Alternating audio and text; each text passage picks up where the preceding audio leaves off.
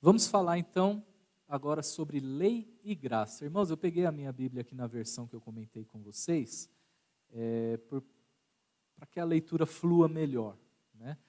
Tem um delayzinho ali entre um versículo e outro na projeção. Eu prefiro, apesar de não enxergar tão bem, mas eu prefiro pegar aqui. Então vamos lá. Vamos falar sobre lei e graça em Gálatas, capítulo 1, versículos 5 ao 16. Vou ler aqui com vocês. Deixa eu explicar o contexto. Por que Gálatas? O apóstolo Paulo escreveu essa carta aos Gálatas por um motivo muito específico, né? Para quem conhece a Bíblia, e se você ainda não leu o Antigo Testamento, a história do povo de Israel, você precisa conhecer. Eu sempre digo que para eu poder falar de algo, eu preciso conhecer. Para eu poder comentar sobre um assunto, eu preciso buscar aprender sobre ele. Então, mesmo você que está chegando agora, se esforce, né?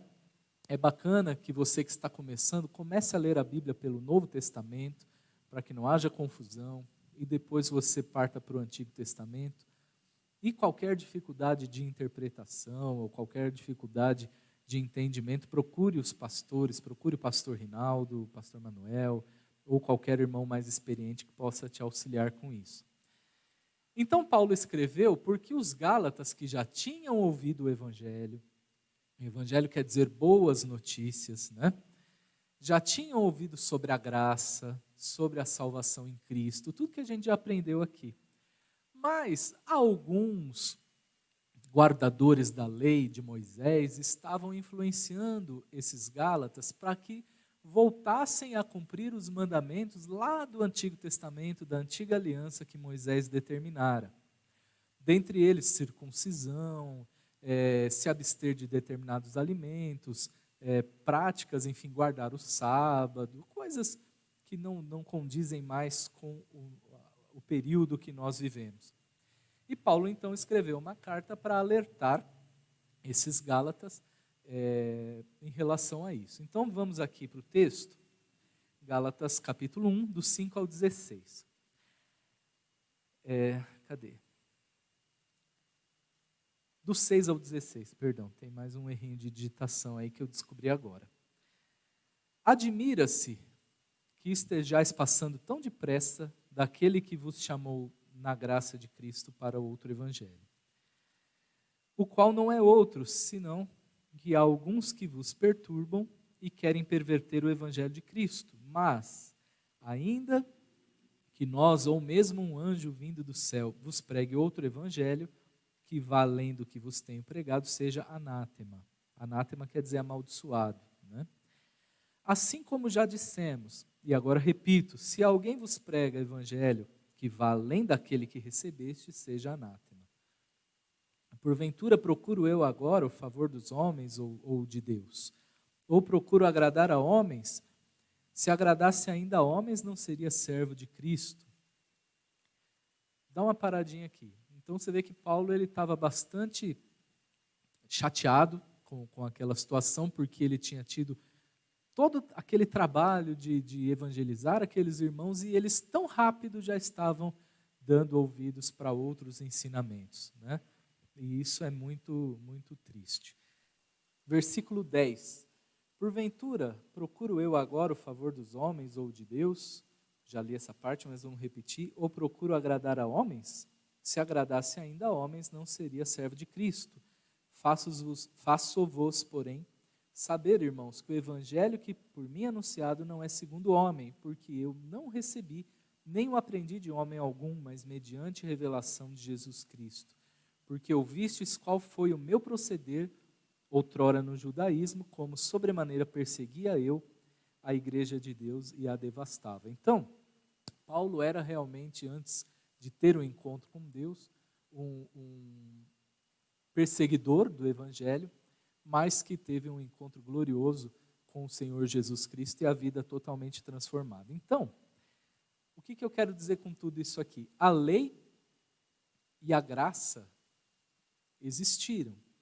A lei é para os dias atuais? Não. A lei, ela serviu para mostrar para aquele povo lá atrás que ninguém conseguia ser perfeito.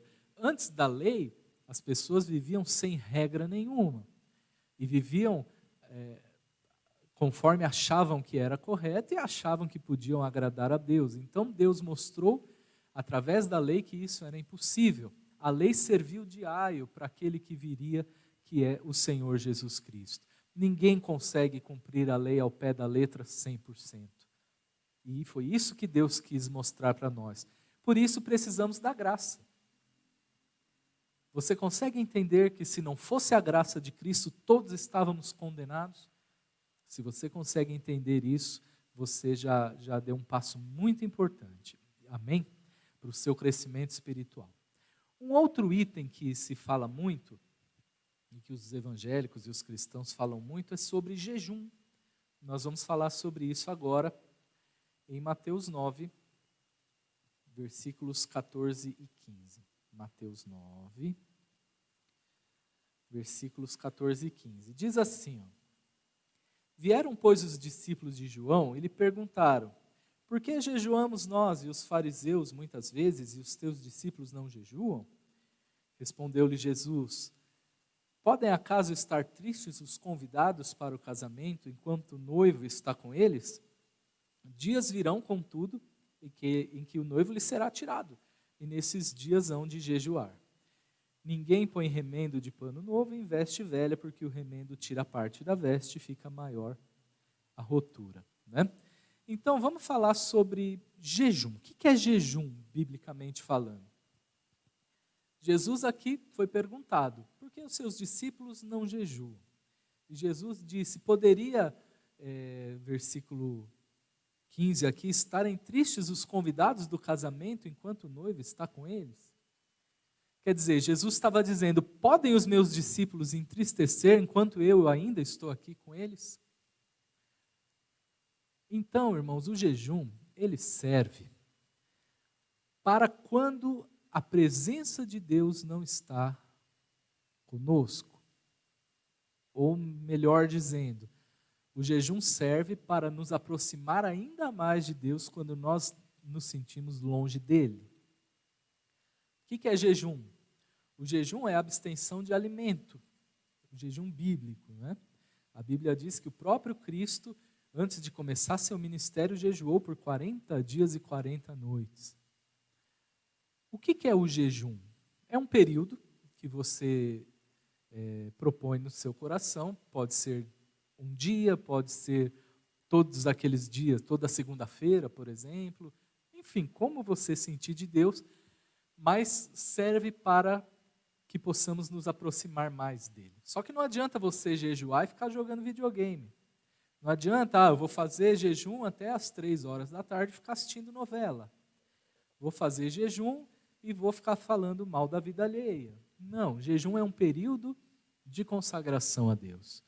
Você deve, além da abstenção dos alimentos, conciliar isto com a busca, a oração, o estudo da palavra, enfim, para que haja realmente o propósito, não é? Fora isso, se não for feito assim, eu chamo isso de passar fome, né?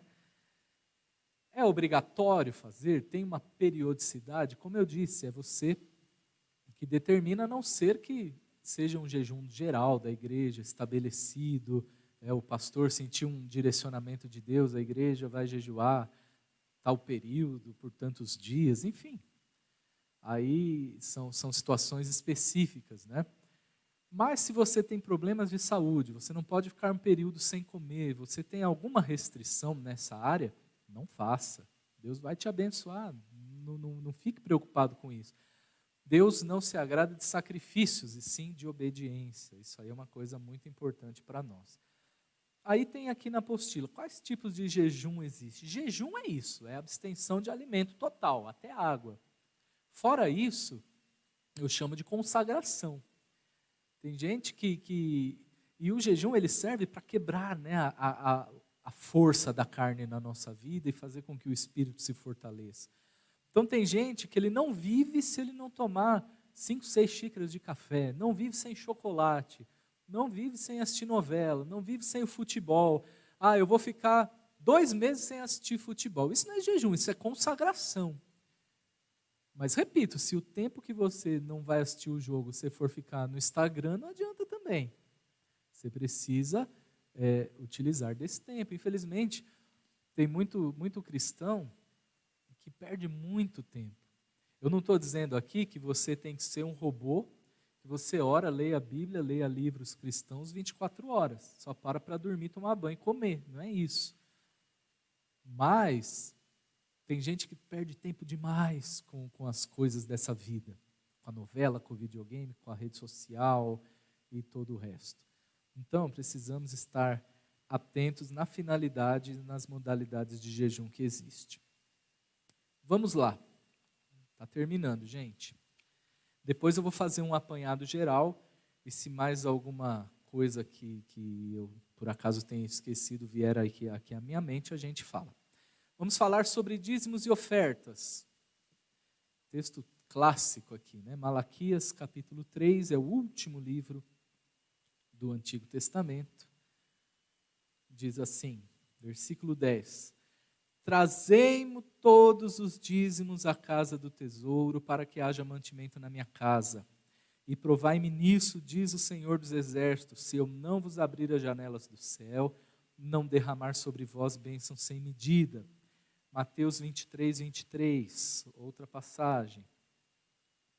Uma do Novo e uma do Antigo Testamento, para ficar bem claro que o dízimo não é coisa do Antigo Testamento, como se diz por aí. Aliás, ele foi estabelecido muito antes de Moisés nascer e vir com a lei, né?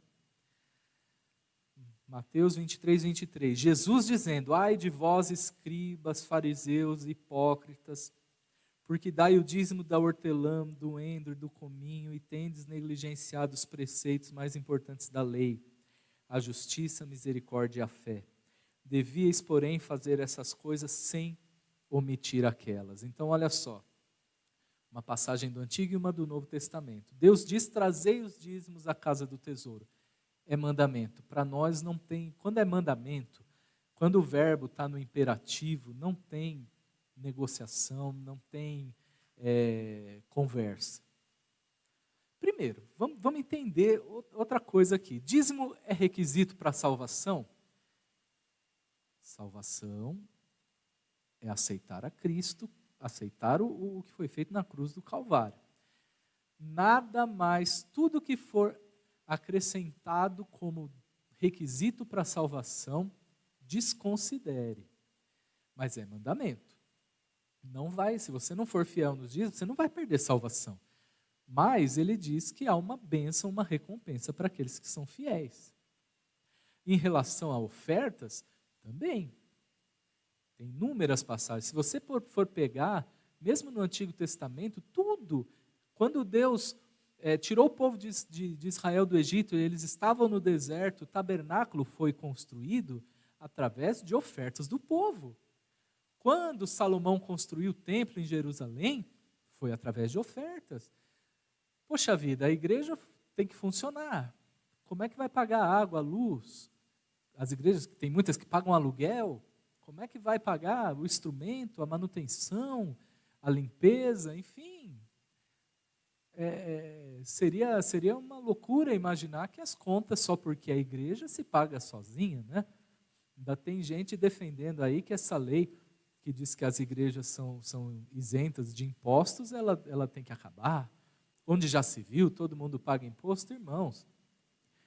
A gente tem que ficar atento, né? Tem crente que ainda fala, é mesmo, tem que pagar. Tem crente que parece que está jogando contra, né? Mas enfim, só para resumir aqui, dízimo e oferta é para hoje, sim, e não é coisa do Antigo Testamento. É a única forma. E, irmãos, ofertar na casa de Deus, mais do que tudo, é um ato de amor. Né? Não é troca, não é barganha, eu vou dar tanto para que Deus me dê outro tanto. Eu vou ser fiel porque eu quero trocar de carro. Irmão, aqui a pregação, o eixo, a essência da nossa pregação é salvação, é conhecimento de Deus, é fruto. Mateus 6,33 diz: buscar-me-eis, buscar em primeiro lugar o reino de Deus e a sua justiça, e todas as coisas serão acrescentadas. Infelizmente, tem gente que vem à igreja buscando coisas materiais, ou recebem e não voltam mais, recebem porque Deus é misericordioso, ou não recebem e também não voltam porque não conseguiram aquilo que queriam. Então, irmãos, bens materiais, Deus sabe da sua necessidade. Ele não prometeu riqueza, e tem muita gente que não pode ser rico, porque o seu coração se desvia. Mas a Bíblia diz que o justo não é desamparado e nem a sua descendência jamais mendigará o pão. Terminando, vou falar sobre conhecimento bíblico, a estrutura bíblica, é só um gancho aqui, para que eu possa dizer para você, como eu falei, há muitas versões da Bíblia, mas há uma Bíblia que é chamada de Bíblia Católica, que a gente precisa tomar cuidado, porque ela tem alguns livros a mais, 7 livros a mais, que são livros não canônicos, não inspirados por Deus, e são fatos que realmente aconteceram, mas não fazem parte do cânon sagrado, e que em alguns pontos justificam algumas doutrinas da Igreja Católica que nós não vamos nos aprofundar. A Bíblia cristã, o cânon sagrado, possui 66 livros, 39 no Antigo Testamento e 27 no Novo. Eles se dividem assim. O Antigo Testamento, os 39 livros, é como se fosse um sanduíche. 17 e 5 no meio. Os primeiros 17 são os livros históricos. Gênesis, Êxodo, Levítico, Números, Deuteronômio, Josué, Juízes, Rute, 1ª e 2ª Samuel, 1ª e 2ª Reis, 1º e 2º Crônicas, Esdras, Neemias e Ester. 17 livros que contam desde a criação a história do povo de Israel. E aí tem uma pausa. São os livros poéticos, que são Jó, Salmos, Provérbios, Eclesiastes e Cantares. Algumas Bíblias dizem Cântico dos Cânticos, é o mesmo livro. E depois os 17 proféticos. Então vejam só, 17 contam a história, 17 poéticos e 17 proféticos. Aí a gente tem os profetas maiores, que são 5, e 12 menores. Quais são os 17 profetas? Isaías, Jeremias, Lamentações de Jeremias, Ezequiel, Daniel, Oséias, Joel, Amós, Obadias, Jonas, Miqueias, Naum, Abacuque, Sofonias, Ageu, Zacarias e Malaquias. Os 5 primeiros, Isaías, Jeremias, Lamentações, Ezequiel e Daniel, são chamados de profetas maiores, no meu entender, apenas pelo volume que escreveram, não em questão de relevância ou importância. E os 27 livros do Novo Testamento são divididos em 4 livros, em 4 evangelhos, né, que são autores que contam a história de Cristo na terra, cada um com a sua visão, Mateus, Marcos, Lucas e João. Um livro histórico apenas, que é o livro de Atos dos Apóstolos, 21 cartas, sendo que 13 delas escritas pelo apóstolo Paulo, Romanos, 1ª e 2ª Coríntios, Gálatas, Efésios, Filipenses, Colossenses, 1ª e 2ª Tessalonicenses, 1ª e 2ª Timóteo, Tito, Filemão, Hebreus, que não se conhece o autor, e Tiago. E o profético, que é o Apocalipse. Então, é só para você saber que, fora esses livros, não existe, então, inspiração divina. Resumindo, nós já estamos encerrando, eu vou orar com você. Nós falamos, então, da história da nossa igreja, de como ela surgiu, como foi que o trabalho começou, como surge uma igreja batista nacional, a diferença entre igreja batista nacional e brasileira, a Convenção Batista Nacional e a Ordem dos Ministros Batistas Nacionais. Se você começou a assistir fora da sequência, eu oriento a você a que veja os vídeos na ordem, para você poder entender tudo.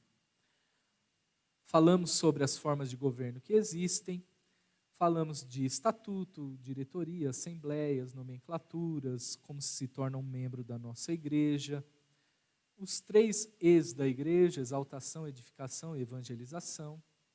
Depois passamos para a parte 2, que é fundamental para o seu crescimento espiritual. Quem precisa de salvação, qual é o caminho, o que é graça, doutrina de salvação, calvinismo e arminianismo e o que nós acreditamos, salvação e santificação, ordenanças, batismo e ceia do Senhor. Falamos sobre dons espirituais, batismo no Espírito Santo. Aliás, eu pulei essa parte. Gustavo. Mas, enfim, vamos falar. Temos um tempinho ainda. Me perdoe você que está assistindo o vídeo aí. Então, vamos lá. Batismo no Espírito Santo. Atos 2, do 1 ao 21, você pode ler aí também. E aí eu vou emendar com fruto do Espírito Santo e suas características. Por isso que eu aquela hora confundi o capítulo de Gálatas. Vamos lá, Atos dos Apóstolos 2. Eu gosto assim, não gosto de nada muito ensaiado, não, muito engessado, a coisa não flui. Né? Vamos lá, Atos 2, 1 ao 21.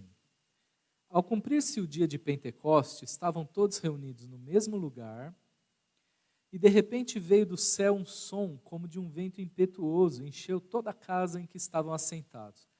E apareceram distribuídas entre elas línguas como de fogo, e pousou uma sobre cada um deles. Todos ficaram cheios do Espírito Santo, e passaram a falar em outras línguas, segundo o Espírito lhe concedia que falassem. Eu vou ler só até aqui, porque eu já expliquei algumas coisas. Então, quando Jesus subiu aos céus, depois que ele terminou o seu ministério, foi crucificado, ressuscitou e subiu, ele mandou que todos ficassem em um único lugar, aguardando o Espírito Santo, o outro Consolador que ele enviaria. E ele veio com essa evidência, né, como que chamas de fogo sobre a cabeça deles. Não eram labaredas de fogo, era parecido, e um som de um vento impetuoso, não era um vento, era um som. E eles começaram a falar em línguas estranhas, línguas existentes, né, de outros países, para que pudessem então fazer a obra de evangelização, o início da igreja. Então, para que serve o batismo no Espírito Santo? Primeiro, quem batiza no Espírito Santo? É o pastor? É o próprio Espírito Santo? É o Pai? Não, é Jesus quem batiza. Ele disse que enviaria o Espírito Santo. O Espírito Santo, o dia que você se converteu, ele já habita dentro de você. O batismo é como se fosse um revestimento de poder para fazer a obra de Deus, né? E com essa evidência de falar em línguas. Então, no nosso entendimento, como eu falei nos primeiros vídeos, ocorre sim nos dias atuais. Nós cremos na atualidade dos dons espirituais. E o fruto do Espírito e suas características. Gálatas 5. Quais são esses frutos? Quem pode obtê-los? Vamos lá. Gálatas 5.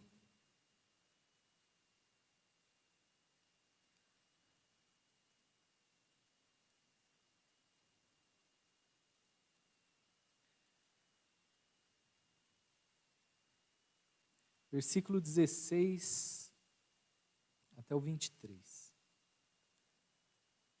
Digo, porém, andai no Espírito e jamais satisfareis a concupiscência da carne, porque a carne milita contra o Espírito e o Espírito contra a carne, porque são opostos entre si, para que não façais o que porventura seja do vosso querer. Mas se sois guiados pelo Espírito, não estáis sob a lei.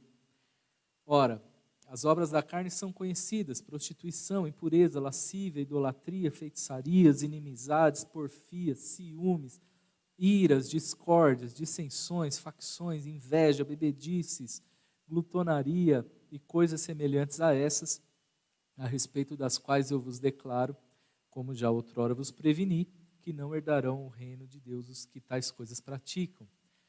Mas o fruto do Espírito é amor, alegria, paz, longanimidade, benignidade, bondade, fidelidade, mansidão, domínio próprio. Contra essas coisas não há lei.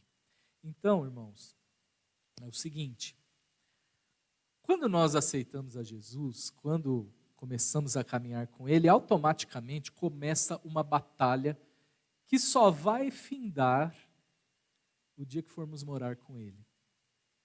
É a batalha da carne contra o espírito. Essa não dá para fugir. O que dá e o que deve ocorrer é que você, com a sua comunhão com Deus, estudo da palavra, conhecimento das coisas de Deus, você comece a fortalecer o seu espírito para ter mais vitórias do que derrotas. Mas perfeito, infelizmente, ninguém jamais será. Existem as obras da carne que lemos aqui, existe o fruto do Espírito, não são frutos, são características do fruto, que é do Espírito Santo. Diz aqui no versículo 22, amor, alegria, paz, longanimidade. Longanimidade é aquela paciência, né? Ânimo longo, benignidade, bondade, fidelidade, mansidão e domínio próprio. Essas são as características do fruto do Espírito Santo. Aquele que busca, encontra. O que bate, se abre. O que pede, recebe. Né? Então, isso, diferente dos dons que Deus vai te dar, conforme for útil para a sua obra, não. Fruto do Espírito Santo é dever de todo cristão buscar em todo o tempo. Então, voltando aqui na nossa recapitulação, me perdoe você pelo meu erro aí, falamos sobre lei e graça, sobre jejum, sobre dízimos e ofertas e sobre os livros da Bíblia. De todo o meu coração, espero que tenha sido uma bênção para você. Me perdoe se algo que você ansiava eu acabei não explicando. Aqui eu fiz um apanhado daquilo que realmente eu vejo que são as maiores dúvidas e é a essência do nosso conhecimento teológico e a questão da história da igreja, organização, isso é tudo muito importante. Você que está no grupo do WhatsApp, surgiu dúvidas, manda lá para a gente. Tá? Eu, a irmã Simone, o pastor, todos que puderem ali estarão para te ajudar. Se você está vendo pelo YouTube e você não está nesse processo de se membrar na nossa igreja, mas assistiu por um acaso esse vídeo e tiver dúvidas, deixe nos comentários que eu respondo para você, tá bom? Eu creio que é um trabalho muito importante. Eu peço que você leia, releia a apostila, as passagens bíblicas que foram citadas aqui. Assista quantas vezes for necessário esses vídeos, esses 4 vídeos, e nos procure. Estamos aqui para ajudar você nesse processo. Amém? Onde você estiver, feche seus olhos, eu vou encerrar e eu quero orar com você. Pai querido, muito obrigado. Encerramos, meu Deus, nesse momento, essa série de vídeos. Sou grato a Ti, meu Deus, porque o Senhor, eu tenho certeza, falou ao coração dessas pessoas que estão se achegando a nós, que venham, meu Deus, entender como a nossa igreja encara a questão da organização, a questão, meu Deus, as questões bíblicas, a teologia propriamente dita, a doutrina da salvação, tudo, meu Deus. Que não paire dúvidas, que essa pessoa possa te servir, mas com o coração limpo, livre e sabendo, meu Deus, exatamente a quem ela tem servido. Ao Senhor que é amoroso, ao Senhor que morreu por nós, ao Senhor que nos levantou para esse ministério e que tem, meu Deus, nos abençoado grandemente. Muito obrigado, Deus, por cada pessoa que está se membrando. Muito obrigado, meu Deus, por essas famílias que estão se achegando, meu Deus, e que possamos juntos ser uma família e dar frutos sempre para o Senhor. Nós te agradecemos em nome do Senhor Jesus. Louvado seja o teu nome, Senhor. Amém. Amém, meu querido. Deus te abençoe grandemente. Nos falamos pelo WhatsApp, nos falamos na igreja e Deus te abençoe grandemente. Amém.